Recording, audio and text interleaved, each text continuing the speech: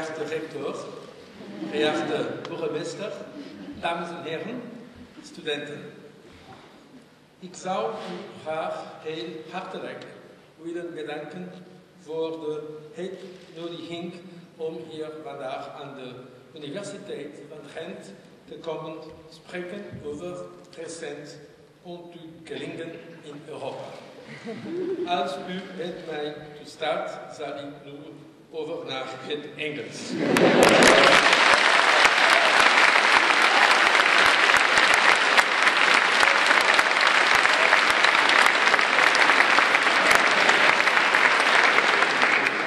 You are congratulating me to speak now in English, I'm sure. It will be much easier to understand, I'm sure. I'm really happy to be here today in this very prestigious university. First of all, I really enjoy meeting students. In my work as President of the European Commission, I find myself explaining the challenges of Europe to a wide range of different audiences. But when I talk to Europe students, I'm particularly delighted to find that your generation has really taken ownership of Europe, because you live naturally in Europe, you understand naturally Europe without borders. Thanks to the Erasmus program, the Bologna process, and many other initiatives, Europe has, in a sense, become the air that you breathe, and in Belgium, perhaps more than anywhere else. And as you said in your presentation of my curriculum, I really lived a lot of my life in universities, so I'm really pleased to be here today in the Ghent University. Secondly, you have asked me here to a university that is renowned for its course in European law, which has just introduced a brand new master's degree in European studies. Your university even bears the title of the Jean Monnet European Center of Excellence. And this in one of the founding states, which, it must be said, has been deeply committed to the European integration since day one. Belgium has always thrown itself into European adventure with conviction and enthusiasm. It may be a small country in terms of size of my country, 10 million people, but in European integration, I have said it before and I'll say it again, there is no such thing as a small country. As in families everywhere, all the members are equally important. Of course, we could turn that on its head and say, with a twinkle in our eye, like Paul Risbach, in Europe all countries are small, some just have not noticed it yet. And lastly, I'm happy because I'm meeting you in Ghent, a Flemish city that has been profoundly European for hundreds of years. Ghent has been a major crossroads for European trade since the Middle Ages. Maybe some of you know about the relations of Ghent with my own country, since you referred to my country. There is a lot of relations historically between Ghent and Flanders and Portugal. You still find, for instance, in the Azores and the parts of many demonstrations of this deep historic and trade relations. And as a legacy of that era of grandeur and wealth, Ghent has retained a great economic dynamism, entrepreneurial spirit, and openness to the outside world. Ghent today is a city in the knowledge-based economy. It is also a crossroads for European history and culture, heritage of outstanding monuments and institutions, Charles V, of course, Flemish paintings, a number of masterpieces by brothers Van Eyck, Nobel Prizes for Peace, Literature and Medicine. It is a cultural and artistic melting pot of Europe-wide importance.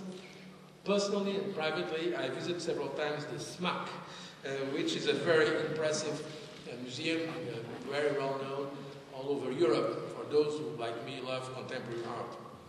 More recently, Ghent seems to have carved out the niche for itself as a breeding ground for political leaders and fervent Europeans such as Wilfried Martens, Willy de Clercq and Guy Verhofstadt. Dynamism, innovation and openness, that is Ghent's winning combination. It is also a winning combination for Belgium, which a recent study placed once again this year in the top flight of countries best equipped for globalization. It is ultimately the combination we want to see for our Union to help it succeed in the 21st century. Ladies and gentlemen, we are here today at a very important time for Europe. We have just recently presented a package of proposals on energy and climate of historic importance. Conference. I will come back to this in a moment. This happens only a few days after Malta and Cyprus joined the Eurozone. Slovenia took up the presidency of the Council of the European Union, and the Schengen area was extended to nine new member states. These three events are of enormous political significance because they are symbolic and political confirmation that the 2004 enlargement was undoubtedly a success. And there was also another very important event, which was, of course, the signing in December of the new European Treaty, the Lisbon Treaty. That signing was a culmination of a protracted institutional debate. I suspect that here in Belgium we have a fairly clear idea of what that means, institutional debates. But above all, it brings to an end 2 years of deadlock. Let me say, I hope we will find a solution more quickly than that in Belgium. Europe was in a deadlock, admittedly, but like Belgium today, it was able to find the will to bounce back thanks to its pragmatism, which drives the search for the best possible compromise. And this idea of compromise is very much an European idea. The signing of the Lisbon Treaty is a major step forward. It provides us with more democratic, effective, transparent institutions, presenting a more united face to the outside world. But more than that, it also provides us with a new political impetus. Because in Lisbon it was Europe's general interest and the determination to move forward that carried the day. As this illustrates, Europe is above all a construct of the will. And we need that political will if we want to build a real political union. This excellent news is a product of the political formula we chose in 2005 as a way of taking Europe forward at a time when our institutional debate was deadlocked. This formula, the formula we have used in the Commission, was a Europe of real results for its citizens, whereby we set out to create a condition for our success in globalization and provide our citizens with a practical demonstration of the added value of Europe, what Europe brings that our member states cannot deliver. It's important to understand this concept. It's not just the member states, we need the European dimension, and we need it more than ever. In a globalized world, we need that European dimension more than ever. And it was precisely this Europe of results that has helped us to rebuild trust and overcome the deadlock. I believe this is a successful formula for a Europe of continuity of action and preparation for the future. For 2 years now, on an initiative from the European Commission, Europe has been preparing slowly but surely to face the challenge of the 21st century. I think the pieces of the puzzle are falling into place one by one, and the time is now right. I believe that leaders and citizens of Europe are ready, and so now the time has come for dynamic consolidation of this European project.